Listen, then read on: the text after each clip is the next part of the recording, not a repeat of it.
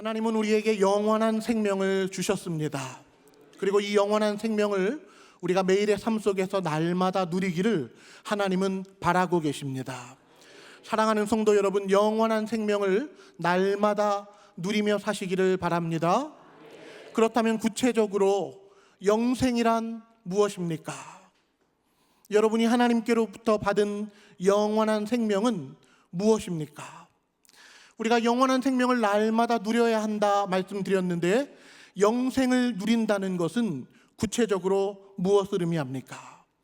우리 성도들은 영생의 의미를 바르게 깨닫고 그 영원한 생명을 실제 삶 속에서 누리며 우리 주변에 있는 많은 사람들에게 영원한 생명을 소개하고 영생의 길로 그 사람들을 인도해야 할 사명을 가지고 있는 사람들입니다.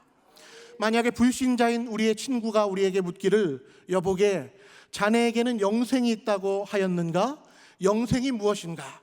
내게 영생이 무엇인지 좀 알려주게 라고 말한다면 여러분은 그 친구에게 영생이 무엇이라고 말씀드리겠습니까? 그런 의미에서 오늘 저는 우리 성도님들과 함께 성경이 말씀하는 영생의 의미가 무엇인지를 첫 번째로 살펴보고, 이어서 영생을 누리며 살아간다는 것이 무엇을 의미하는지를 두 번째로 함께 생각해 보겠습니다. 하나님은 선하시며 거룩하신 분이십니다. 하나님은 사랑으로 충만하신 분이십니다. 그런데 선하시고 거룩하신 그 하나님께서 하나님의 형상대로 사람을 지으셨습니다. 영원하신 하나님께서, 거룩하시고 선하신 하나님께서 하나님 그분의 형상과 모양대로 사람을 지으셨다면 하나님께서 그 사람에게 궁극적으로 주고자 하시는 것이 영원한 생명이겠습니까? 아니면 생명의 반대 개념인 사망을 주고 싶으셨겠습니까? 사랑하는 성도 여러분, 우리 하나님이 궁극적으로 주고 싶어 하시는 것이 영원한 생명입니까? 사망입니까? 영원한 생명인 줄로 믿습니다. 하나님의 본심은 하나님을 닮은 하나님의 형상인 인간에게 영원한 생명 주시기를 기뻐하신 줄로 믿습니다.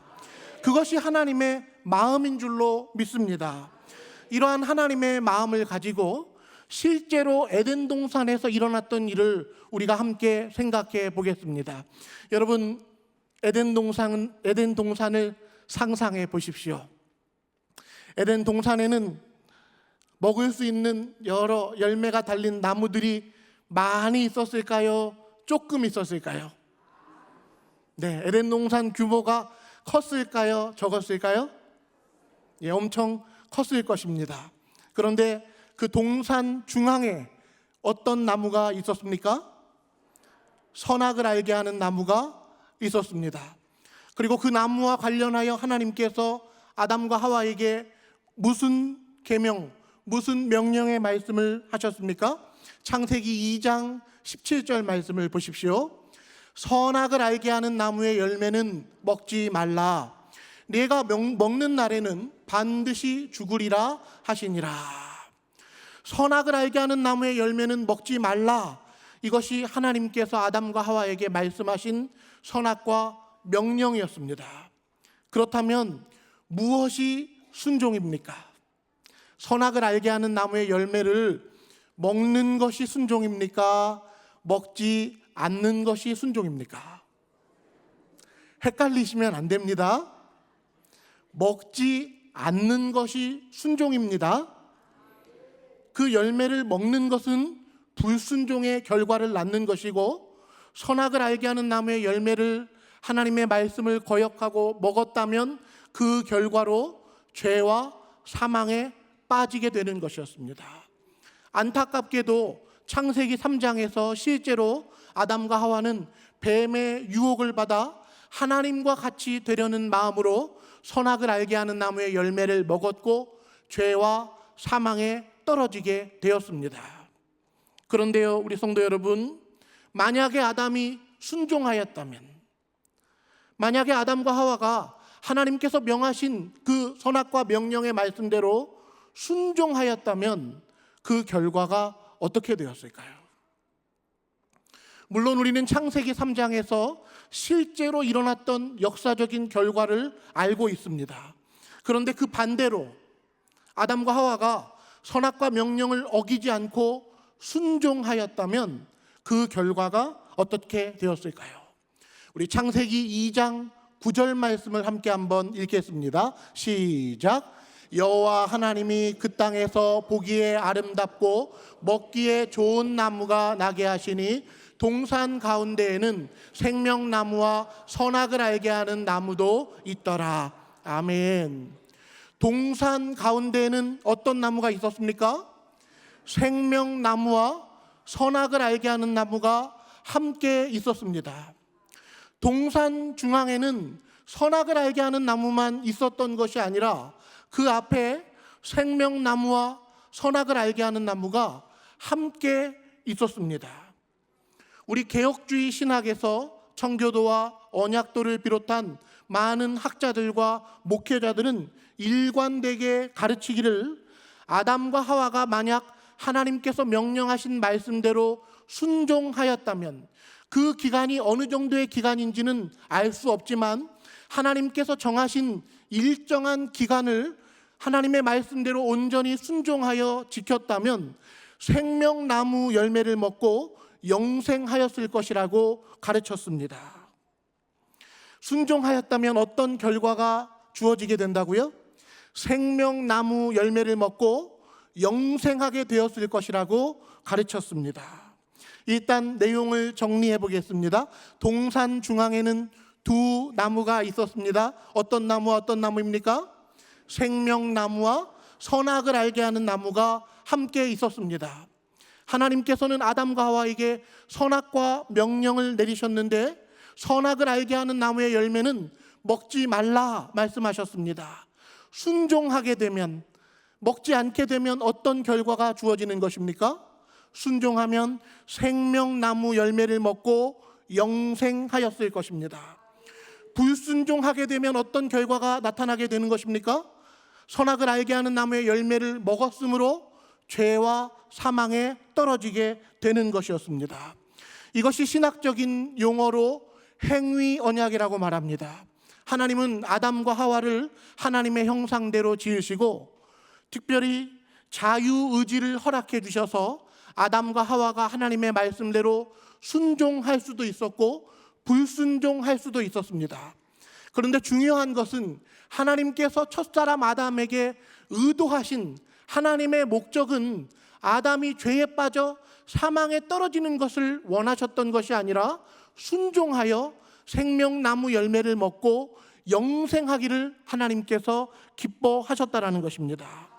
사랑하는 성도 여러분, 이것은 제가 임의로 해석하여서 우리 성도님들께 말씀드리는 것이 아닙니다. 우리 장로교회의 표준 신앙 고백인 웨스트민스터 소요리 문답과 대요리 문답에 보면 구체적으로 이 부분을 언급하고 있는데요. 우리 소요리 문답 12문을 함께 한번 보시겠습니다. 먼저 12문의 질문을 보시면 사람이 창조된 상태에 있을 때 하나님께서 사람에 대해 무슨 특별한 섭리를 행하셨나요? 아담과 하와가 창조되었을 때 하나님께서 아담에게 어떤 특별한 섭리를 행하셨는지를 묻고 있습니다. 무슨 특별한 섭리를 행하셨습니까? 답변해 보시면 하나님께서 사람을 창조하신 때에 완전한 순종을 조건으로 그와 생명의 언약을 맺으셨습니다. 반대로 선악을 알게 하는 나무의 열매 먹는 것은 사망의 형벌로서 금지하셨습니다. 이 답변에 보시면 하나님께서 아담과 행위 언약을 맺으실 때 하나님께서 의도하신 바는 완전한 순종을 조건으로 그와 생명의 언약을 맺었다고 말씀하고 있습니다. 아담과 하와가 완전히 순종하였다면 생명나무 열매를 먹고 영생하였을 것이라고 말씀하고 있는 것입니다. 그러나 반대로 선악을 알게 하는 나무의 열매를 먹었기 때문에 사망의 형벌에 떨어지게 된 것입니다. 대요리 문답 20문에 보면 답변에서 좀 더 구체적으로 언급해 주고 있는데요. 인격적이고 온전하고 영속적인 순종을 조건으로 하여 사람과 더불어 생명의 언약을 맺으셨으니 이것의 보증은 생명나무 열매였으며 선악을 알게 하는 나무를 먹는 것은 사망의 형벌로 금지하셨습니다. 사랑하는 성도 여러분, 행위 언약을 통해서 우리가 알 수 있는 아주 중요한 하나님의 본심은, 하나님은 에덴 동산에서 아담과 사망 언약을 맺으신 것이 아니라 생명 언약을 맺으셨다라는 것입니다. 동산 중앙에 선악을 알게 하는 나무만 두시고 그 나무의 열매를 먹어서 죄를 짓나 안 짓나 보신 것이 아니라 하나님의 궁극적인 뜻은 아담이 완전히 순종하는 것을 조건으로 하나님께서 생명나무 열매를 먹게 하시고 영생을 주고자 하셨던 것이 하나님의 본심이요 궁극적인 뜻이었다라는 것입니다. 이것이 하나님의 마음인 줄로 믿습니다. 하나님은 우리에게 영생 주시기를 기뻐하신 줄로 믿습니다. 그러나 아담과 하와가 실제로 불순종하여 죄 가운데 빠졌기 때문에 하나님은 아담과 하와를 에덴 동산에서 추방시키셨습니다. 그런데 에덴 동산에서 추방시킨 이유도 성경에 명확하게 그 이유를 말씀하고 있는데요. 아담과 하와가 에덴 동산에서 쫓겨난 이유는 단순히 죄를 지었기 때문에 쫓겨난 것이 아니라 아담과 하와가 죄 가운데 빠진 상태에서 생명나무 열매를 먹고 영생하게 될 것을 하나님께서 걱정하셨기 때문이었습니다. 우리 창세기 3장 22절과 24절 말씀을 보십시오. 여호와 하나님이 이르시되 보라, 이 사람이 선악을 아는 일에 우리 중 하나같이 되었으니 그가 그의 손을 들어 생명나무 열매도 따먹고 영생할까 하노라 하시고, 생명나무 열매를 먹게 되면 어떤 결과가 주어진다고 말씀합니까? 생명나무 열매를 따먹고 영생할까 하노라. 하나님께서는 죄에 빠진 아담과 하와가 생명나무 열매를 먹고 영생하게 될까봐 에덴 동산에서 추방하시고 24절에 보시면 이같이 하나님이 그 사람을 쫓아내시고 에덴 동산 동쪽에 그룹들과 두루 도는 불칼을 두어 생명나무의 길을 지키게 하시니라. 에덴 동산 사방에 천사들을 두시고 호위하셔서 어떤 길을 가로막으셨습니까? 생명나무의 길을 가로막으셨습니다. 생명나무 열매를 먹을 수 없도록 차단하셨습니다. 자, 그렇다면 아담과 하와가 행위 언약을 통해서 순종한 것이 아니라 불순종하여 죄와 사망에 빠지게 되었는데, 그러면 아담과 그의 후손들인 우리 모든 인간은 더 이상 생명나무 열매를 먹을 수 없게 되는 것일까요? 우리 인류에게는 더 이상 생명나무의 길이 주어지지 않는 것일까요? 하나님께서는 또 다른 생명나무의 길을 우리에게 허락해 주신 줄로 믿습니다. 이번에는 요한계시록 2장 7절 말씀을 한번 보시겠습니다. 함께 한번 읽겠습니다. 귀 있는 자는 성령이 교회들에게 하시는 말씀을 들을지어다. 이기는 그에게는 내가 하나님의 낙원에 있는 생명나무의 열매를 주어 먹게 하리라. 아멘. 내가 하나님의 낙원에 있는 생명나무의 열매를 주어 먹게 하리라. 내가 그에게 생명나무의 열매를 주어 먹게 하겠다 말씀하셨습니다. 누구에게 이 생명나무의 열매를 주신다고 말씀합니까? 이기는 자에게 주시겠다고 말씀합니다. 계시록 2장 7절에 이기는 자는 예수 그리스도를 믿고 그를 믿음으로 의지하여 죄와 사망의 권세를 이기고 승리한 성도들을 가리킵니다. 그 이기는 자에게 하나님께서는 하나님의 낙원에서 생명나무의 열매를 주어 먹게 하시겠다고 말씀하셨습니다. 첫사람 아담과 하와도 먹지 못했던 생명나무의 열매를 예수 그리스도를 믿고 승리한 자들에게 하나님의 낙원에서 주어 먹게 하시겠다고 말씀하신 것입니다. 하나님은 누구를 통해서 생명나무의 길을 열어주셨습니까? 예수 그리스도를 통해서 생명나무의 길을 열어주셨습니다. 요한복음 14장 6절에 보시면 예수께서 이르시되 내가 곧 길이요 진리요 생명이니 나로 말미암지 않고는 아버지께로 올 자가 없느니라.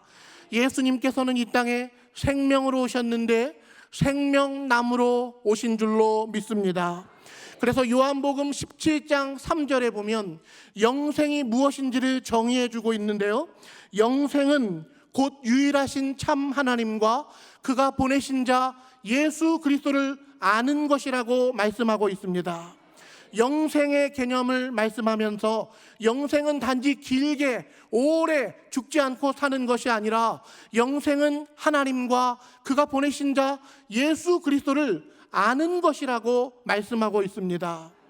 첫사람 아담과 하와가 선악을 알게 하는 나무의 열매를 먹었습니다. 선악을 알게 하는 나무의 열매를 먹음으로 선과 악이 무엇인지를 경험적으로 알게 되어버렸습니다.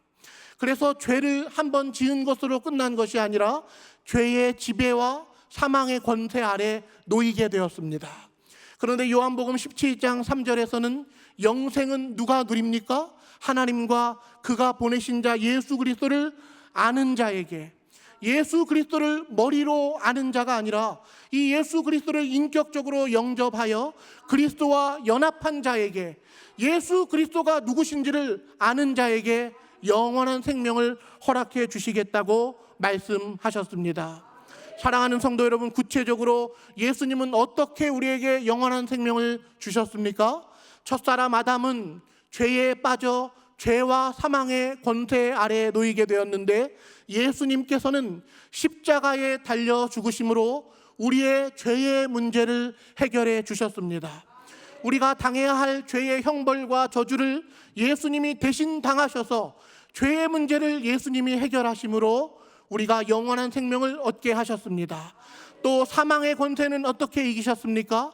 예수님께서 십자가에 달려 죽으시고 사흘 동안 음부의 권세 아래 계시다가 사망의 권세를 이기시고 부활하심으로 예수님의 부활로서 사망의 권세를 이기게 하셨습니다. 따라서 예수님은 십자가와 부활의 방법으로 우리에게 영원한 생명을 허락해 주신 것입니다. 우리가 소유한 영원한 생명은 예수 그리스도의 부활 생명인 줄로 믿습니다. 만약에 우리의 주변에 누군가가 영생이 무엇인가 라고 묻는다면 우리는 무엇이라고 답변해야 됩니까? 예수 그리스도께서 먼저 획득하신 그 부활의 생명을 우리에게 주신 예수님의 부활 생명이 영생이라고 답변해야 할 줄로 믿습니다. 이러한 맥락을 가지고 이제 오늘 본문의 말씀 요한일서 5장 11절에서 13절을 보십시오. 또 증거는 이것이니 하나님이 우리에게 영생을 주신 것과 이 생명이 그의 아들 안에 있는 그것이니라. 아멘. 하나님이 우리에게 영생을 주셨는데요, 이 영생, 이 생명은 본래 누구에게 있는 것이었습니까? 하나님의 아들 예수 그리스도 안에 있는 것이었습니다. 예수님께서 가지고 계셨던 그 부활 생명을 우리에게 주셨는데 바로 그것이 영생이라는 것입니다. 그래서 12절에 보시면 아들이 있는 자에게는 생명이 있고 하나님의 아들이 없는 자에게는 생명이 없느니라 말씀합니다. 내가 하나님의 아들의 이름을 믿는 너희에게 이것을 쓰는 것은 너희로 하여금 너희에게 영생이 있음을 알게 하려 함이라.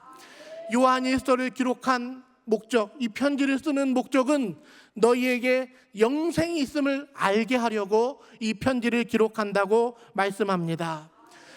우리 성도님들께 첫 번째 내용을 말씀드렸습니다. 영생은 무엇입니까? 예수 그리스도의 부활 생명을 우리에게 주신 것을 의미합니다.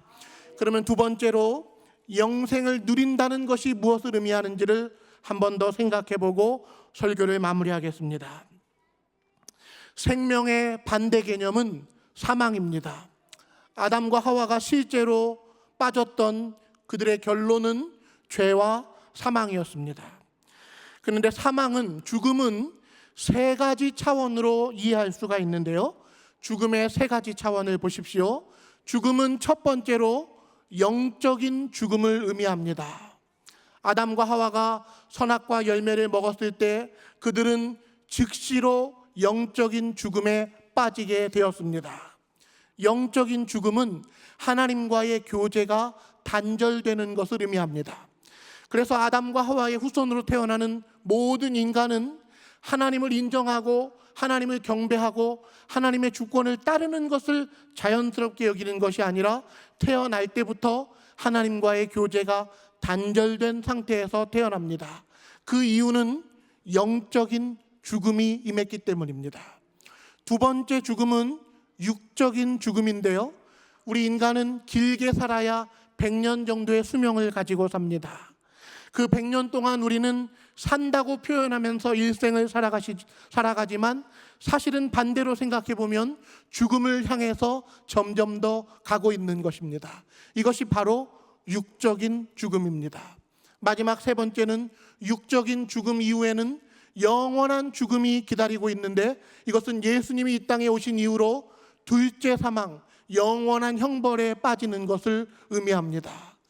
사랑하는 성도 여러분, 이 세 가지 죽음의 개념을 한번 보십시오.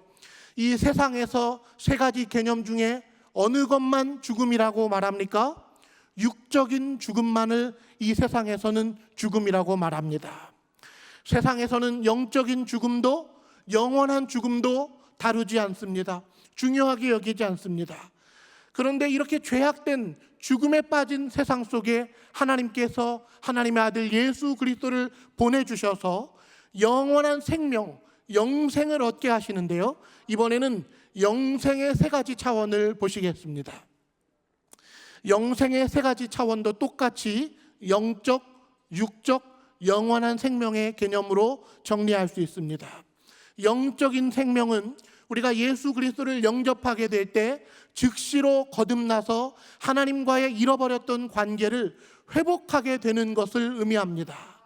영적인 생명을 주신 자들에게 하나님께서는 때가 되면 예수님 재림하신 이후로 몸의 생명, 육적인 생명을 허락해 주시는데, 그것은 예수님과 마찬가지로 우리에게도 몸의 부활을 허락해 주십니다. 그리고 마지막으로 주님께서 예비하신 새하늘과 새 땅에서 영원한 생명을 누리며 살 수 있도록 영생을 우리에게 약속해 주셨습니다. 그렇다면 영원한 생명을 이 땅에서 누린다는 것은 이 세 가지 개념 중에서 어느 것에 해당하는 것이겠습니까? 육적인 생명, 몸의 부활도 장차 예수님이 오신 후에 우리가 유업으로 얻게 될 것입니다. 영원한 생명, 천국에 들어가서 영원토록 하나님을 예배하는 것도 우리가 장래에 얻게 될 것입니다. 따라서 이 땅에서 우리가 누릴 수 있는 영원한 생명은 영적인 생명, 영적인 은혜를 누리며 부활하신 예수 그리스도와 날마다 동행하여 살아가는 것이 영생을 누리는 것인 줄로 믿습니다. 사랑하는 성도 여러분, 마지막으로 한 가지를 말씀드리고 설교를 마무리하겠습니다. 예수님의 부활 생명을 누리는 것이 영생을 누리는 것이라고 말씀드렸는데요, 구체적으로 우리가 어떻게 하면 날마다 영생을 누리며 살 수 있을까요? 한 가지만 소개한다면 예수님의 이름을 사용하는 것입니다. 예수님의 이름을 사용하면서 산다면 말에나 일에나 다 주 예수 그리스도의 이름으로 하며 살아간다면 예수님의 이름을 사용하는 자들에게 예수님은 부활 생명을 경험하도록 하여 주시는 줄로 믿습니다. 오늘 우리가 이 수요 예배에 나온 이유도 무엇 때문입니까? 예수님의 이름을 사용하여서 주님께 기도로 나아가고 그분을 찬양하고 그분의 말씀을 붙들고 기도할 때에 주님께서 생명 주시고 은혜 주시고 권능을 주실 줄로 믿고 이 예배의 자리에 나온 줄로 믿습니다. 사랑하는 성도 여러분, 영원한 생명을 날마다 누리며 살기를 원합니다. 영생의 의미는 막연한 것이 아닙니다. 영원한 생명은 막연한 것이 아니라 예수님의 부활 생명을 누리는 것입니다. 예수님의 부활 생명을 누리려면 예수님을 의지해야만 누릴 수 있습니다. 여러분, 구체적으로 삶 속에서 예수님을 의지하고 있습니까? 예수님, 주님의 생명을 나에게 주십시오. 주님의 은혜를 나에게 주십시오. 그렇게 실제적으로 주님 앞에 나아가 그분이 주시는 은혜와 생명력을 충만하게 누리시는 우리 모든 성도님들 다 되시기를 간절히 소원합니다.